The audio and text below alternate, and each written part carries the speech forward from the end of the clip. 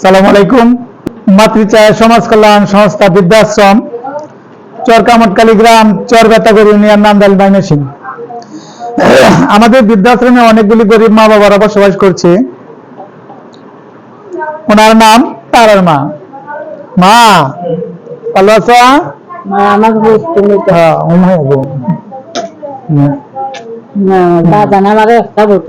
আচ্ছা আচ্ছা, আমার মা, ওনার বাড়ি নেত্রকোনা।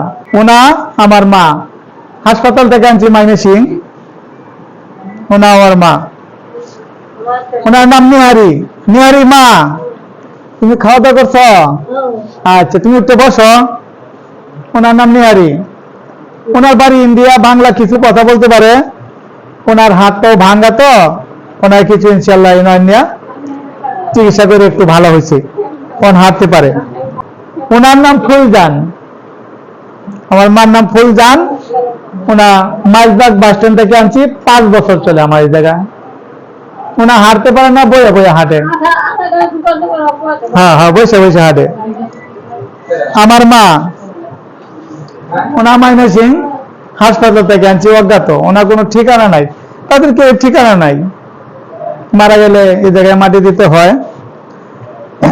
ওনার নাম মরিয়ম। ময়মনসিংহ ডেনে থেকে আনছি তুইলা, হাসপাতালে ডেনে পড়ে ছিল, আমি এই জায়গা থেকে তুলে আনছি। ওনার নাম মরিয়ম। অনেকগুলি লোক আছে, মায়ের কেউ করে এলো, তুমি শুধু বসো, শুধু শুধু শুধু ডানা ঘুরে বসো। ওনার নাম কাজল, আমার মা। ওনার নাম কাজল। ওনার সাংবাদিক বাইরা দিয়ে গেছে কুমিল্লা থেকে। কুমিল্লা থেকে আমার মা কাজল রে কুমিল্লা থেকে সাংবাদিক বাইরা দিয়ে গেছে। তোমার আমি খালাম্মা করে ডাকি, তাই না? তুমি আমার খালাম্মা। হ্যাঁ, ছোট মা তুমি আমার। ওনা আমার বাবা। আপনার দেখতেছেন, ওনা হাঁটতে পারে না। ওনার এই হাতটা প্যারালাইজ, এই ডাইন পাউডার প্যারালাইজ। ঢাকা উনা বলতে পারে না, একজনে বললো আর কি যে ঢাকার নাম বাবুগঞ্জ ওনার বাড়ি। ওনা পড়িয়া ছিল, ওনা কথাও বলতে পারে না।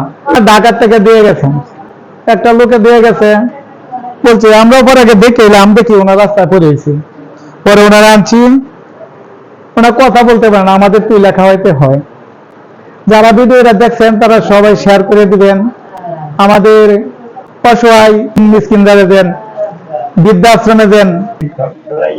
কালকে রাত্রে আনছি, তাই বিকালবেলা আনছি। ওনারা আনছি টেকনিক্যালের মোড়ে। ওনা অনেকদিন ধরে পড়ে রয়েছে ময়মনসিংহ পলিটেকনিক্যালের মোড়ে, অনেকদিন ধরে পড়েছে। একটা রাস্তা আছে, এই মাথা থেকে গড়িয়ে হে মাথা যায়, সেই মাথাতে গড়িয়ে এই মাথাতে, সেই রৌদ্র যাইতেছে, এই বৃষ্টি যাইতেছে ওনার উপরে, এই রাতে এই পাক্কাতে এনে শুয়ে দেয় মাটির। ওনার আমি আনছি, ওনার 2টা পাও প্যারালাইজ। ওনার 2টা পাও প্যারালাইজ, ওনা হাঁটতে পারে না, অসুস্থ আছে পাওয়ার মধ্যে প্যারালাইজ। আমাদের বৃদ্ধাশ্রমটা উদ্দেশ্য রয়েছে, হাসপাতালে অজ্ঞাত লোক পড়ে থাকে। অজ্ঞাত লোক পড়ে থাকলে নানান বিশৃঙ্খলাতে খাওয়া দাওয়া করে, ময়লা টয়লা সহ খায়।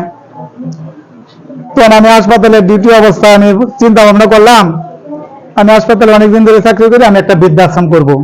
যারা রাস্তাঘাটে পড়ে গেছে, গরিব মানুষ, তাদের কোনো লোক নাই, গার্জিয়ান হিসেবে নাই, পালায়াত হয়ে গেছে গা।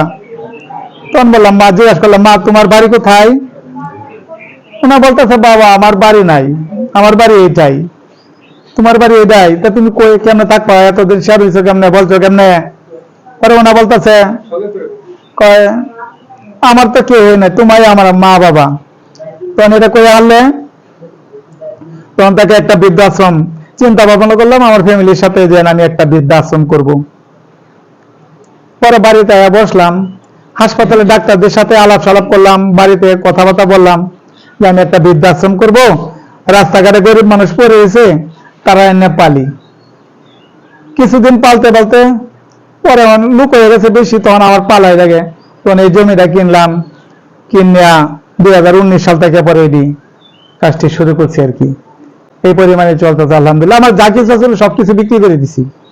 সহযোগিতা, আমি 10 জনের কাছে সহযোগিতা চাই যে তাদের খাবার দিতে পারে, কিছু পুরাতন কাপড়, খাবার। আমার হাজবেন্ড গরিব দুঃখীরা যদি একটু ভালোভাবে থাকতে পারে, এখানে রাজীব বৃষ্টির থেকে যদি বাড়ির মধ্যে ঘরের ভিতরে থাকতে পারে, এতে তাদেরকে অনেক সুখ শান্তি থাকবে। আল্লাহ পাক আমাদেরকে অনেক করতে পারে। আমাদের এখানে বৃদ্ধ মারা গেছে 7 জন, একজন লোক বাড়ি নিয়ে গেছে আর 6 জন ওইখানে একটু গোরস্থান ছিল, ওইখানে মাটি দিচ্ছে, আর 3 জনকে এখানে মাটি দিচ্ছে। আমরা এখন সরকারের কাছে চাই যে এই বৃদ্ধাশ্রমটা যেন আমরা সরকারের আওতায় নিয়ে বা সরকারের ভুক্ত করে আমার এই বৃদ্ধাশ্রমের লোক যদি সহযোগিতা করে, তাই আমরা অনেক সন্তুষ্ট হব।